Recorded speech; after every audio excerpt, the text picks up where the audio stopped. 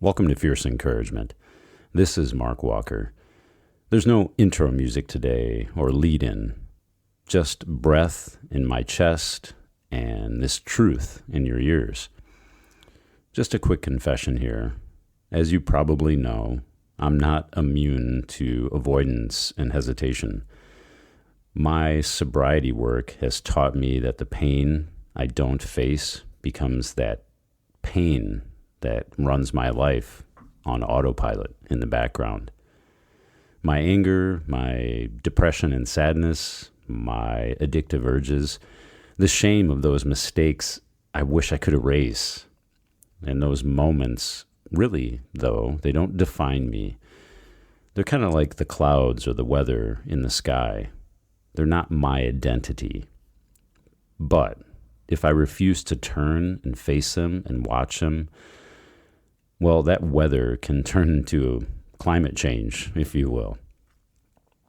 Today, I just wanted to hand you a practice that has helped me again and again in those moments. It's called the reversal of desire. And it's 3 main moves or 3 points. And you can practice this in 30 seconds or less. And you can use it right before an action you need to take. Use it when you want to hide or kind of fade into the background. Use it when you're about to open your mouth during a hard conversation with a loved one or at work.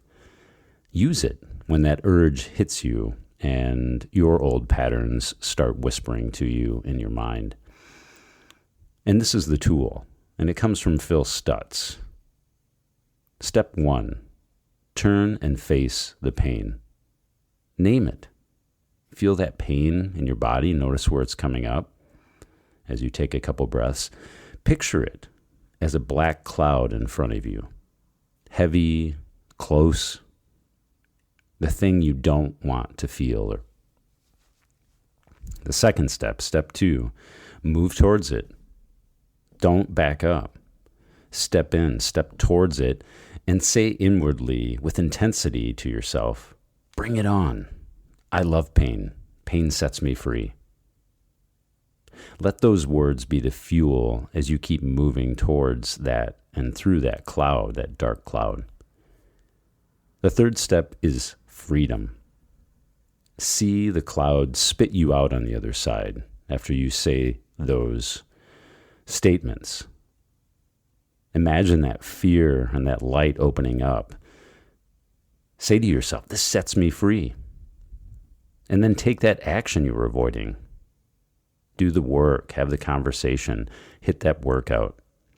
This is the whole game. This is the whole tool. And again, it's from Phil Stutz, and it's something that's helping me. And let me really just bring this home with a true story from my life.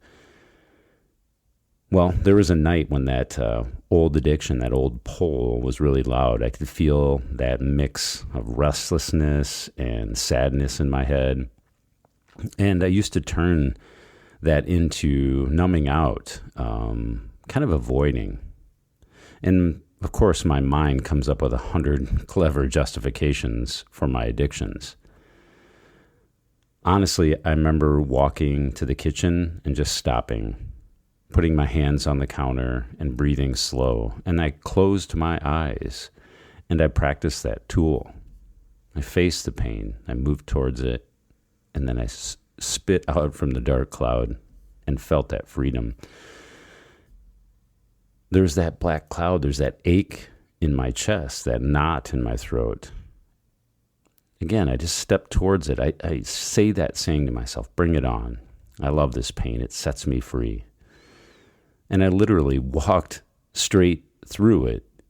In my mind, I saw the images and I stayed with that feeling for just 5 breaths.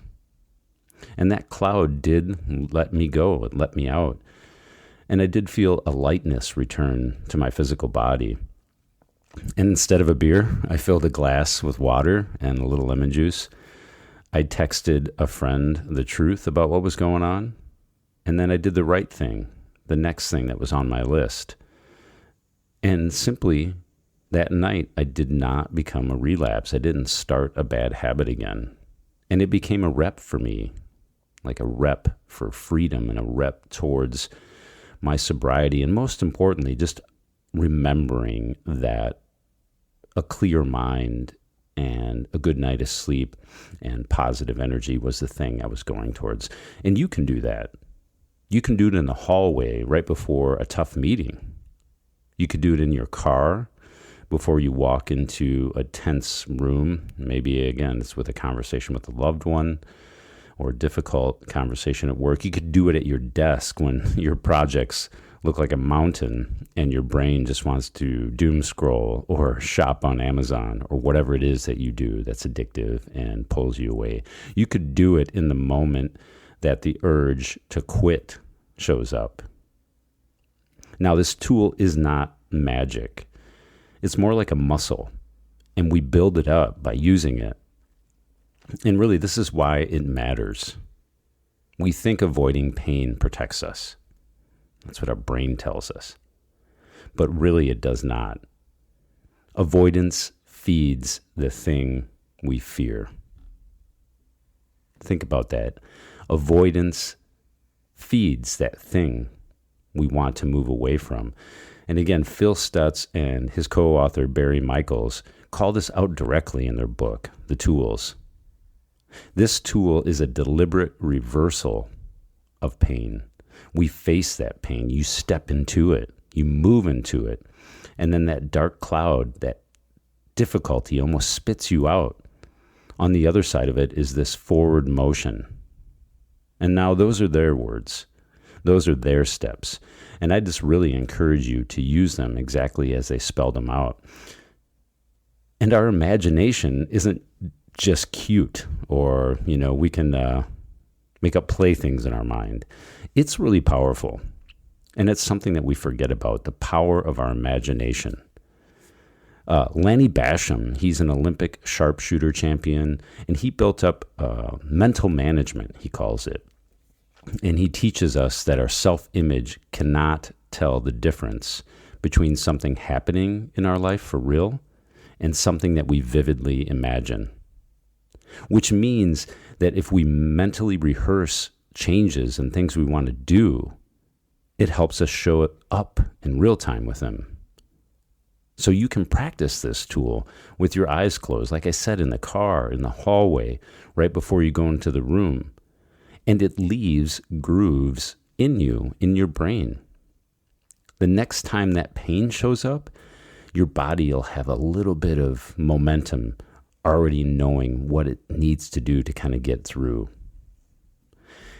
So let's make this real right now. I want you to do this with me. If you're driving, obviously keep your eyes open, but breathe for a moment with me.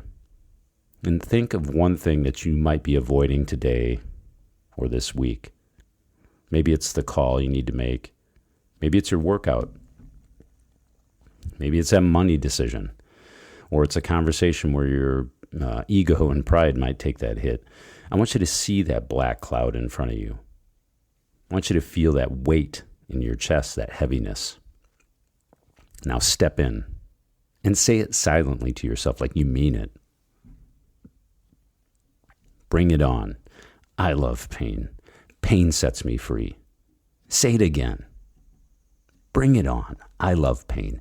Pain sets me free. Now, next, see that cloud kind of spit you out and push you out on the other side. Feel your shoulders drop. Feel your jaw soften, or feel that tightness just dissipate a little bit. Maybe your eyes feel a little brighter. Now, picture yourself taking that first tiny action.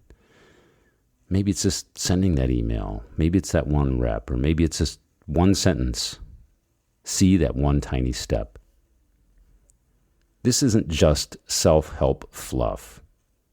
It's a trained response, something we can use, and it really works. But you have to put it into play. You have to practice it. Here's a quote from Marcus Aurelius that really anchors this down, really grounds it into our life. You could leave life right now. Let that determine what you do and say and think. Unquote. Our time here is not guaranteed. Stop waiting for that perfect mood or to feel like it. Act today. Second, a line that rolls through my head when I start to drift and kind of go off balance or want to numb out. Received, understood, owned. In radio speak, this kind of message helps me to know that it's been received and understood. It isn't a debate anymore. It's an acknowledgement. It's giving myself a command, like in the military or in aviation. Received, understood, owned. And that's the whole point. We receive our own messages. We give ourselves a command and we move on it.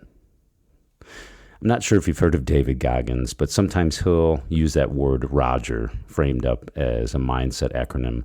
It's really popular, and it's something you might see in other podcasts or have heard. Received, orders given, expect results. Roger. It's the acronym ROGER. Received, orders given, expect results. And whether or not you adopt those letters or that acronym, the spirit is the same. You take the order. You own the outcome. You stop arguing with reality and you move. Roger that. So let me challenge you the way I try to challenge myself, and I have been challenging myself. This week, do 3 deliberate reps of the reversal of desire tool we talked about above. Step into that cloud. See it spitting you out after you love that pain. 3, that's it. Do it before a big meeting. Do it before one difficult call or conversation. Do it right before that one workout where your legs feel like they might be cement or worn out. And use that exact sequence of language. 1, face the pain, see the cloud. 2, move towards it. Bring it on. I love pain. Pain sets me free. And 3, freedom. Step out of that other side of it and take that one deliberate, micro, if it needs to be, action. Now, if you feel lazy or apathetic or maybe even hopeless, don't wait for the motivation. Use your imagination to generate that motion. Sit down, close your eyes for even 15 seconds. Run that sequence. Stand up and do the smallest true thing. Put on your shoes, walk around the block, open that document and write your 2 sentences. Pick up that phone and say the first honest line. Your life changes when you move your feet, when you move into action. It doesn't change just by absorbing more information. And here's a quick word on mistakes. You're not alone. I've made lots of them. You have too, I'm sure. But those mistakes are not you. They are not fixed or enduring in your character. When that old anger or frustration or laziness arises, or even when that dark fog of depression kind of comes and sits on your chest, or when that addictive whisper starts to show up, hey, it's okay, don't worry about it, it's not going to hurt you tonight. I want you to use it. Give yourself that order. Roger that. Use it as a training bell for you. Imagine that's the bell to get in the ring. Your pain is not the enemy. It's a door. It's a door to walk through, and it's actually a good sign, stepping towards it instead of falling back into that comfort. And if you wanted like a micro practice, try this. In the morning, visualize one cloud you will face today and run that tool through once. At lunch or at noon, run it again before a task that you do not want to do. Run that tool, run that micro practice again. And in the evening, maybe just take time, 30 seconds, to write one sentence about how you used it and how you felt on the other side. 3 minutes, that is it. Be really patient, be persistent. Know that it's not going to happen right away. You're not going to feel better immediately after one rep, but these reps do add up. So if you make that commitment to practice, it will show. And if you need a line to carry it into the heat of your own battle during the day, use this little stack of lines. Message received. Roger that. Received, understood, and owned. Bring it on. I love pain. Pain sets me free. Write those down if you need to. Live from that place of choice. Stop waiting for chance to give you anything. Be useful. Don't let yourself be used. Even if your money is tight, your body is sore and maybe hurt, or your relationships feel raw, you have that imagination. Use it. You have that breath to connect to. Connect with it. And then take the next little step in the right direction. Use this today. And if this episode hit you in the heart and punched you in the gut, awesome. I'd beg you to send it to one person who needs to hear this. And then do your first rep. Do not just learn this, train in it. Be with it. Put it into the arena and play well today. Roger that. Thank you very much for listening. It's an honor to be on this podcast with you. I appreciate your time. And if you want to pay me back, share this podcast and then get after it. Do one thing today that'll help you be better tomorrow and going forward. I appreciate you. Have a good day, a good evening, wherever you're at, and we'll see you next time on Fierce Encouragement. Take care. Bye-bye.